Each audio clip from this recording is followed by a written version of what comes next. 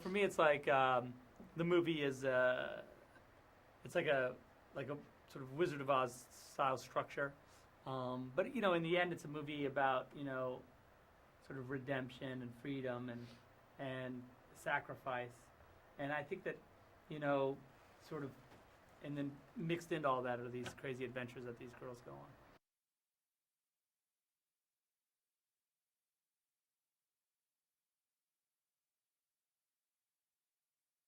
It's its germs started in a small story that I'd written where there was a girl being forced to dance against her will, and she kind of, to get away from that, she had this fantasy that she was doing something else. And that's really where it kind of started, and then next thing you know, you got a giant, this thing.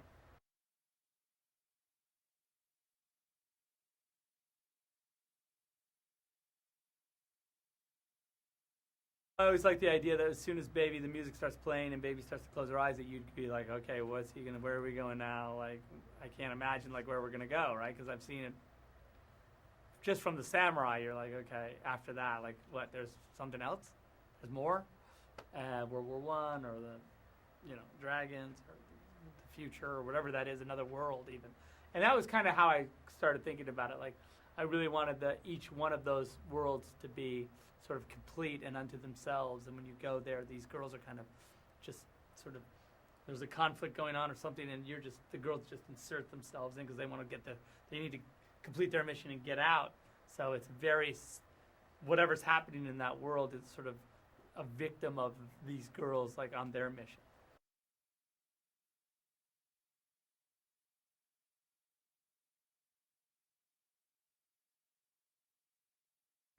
Music is just a big deal to me, just because I really feel like music is it has this magical quality. It has a way of sort of transforming what you see.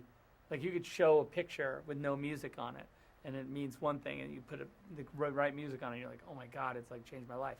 So, that's kind of what the music in movies does for me. It takes an image and changes it into something else, and I think that we were really looking for the music to be transcendent, to drive the action and take you to another world.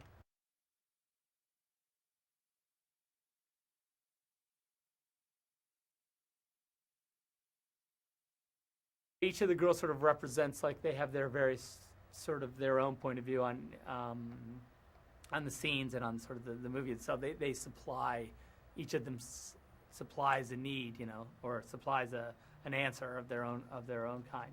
And the thing that, for me, the girls then sort of became transcendent.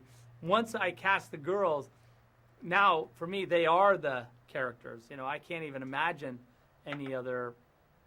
I can't even imagine the idea before they existed. So they've really done a great job for me.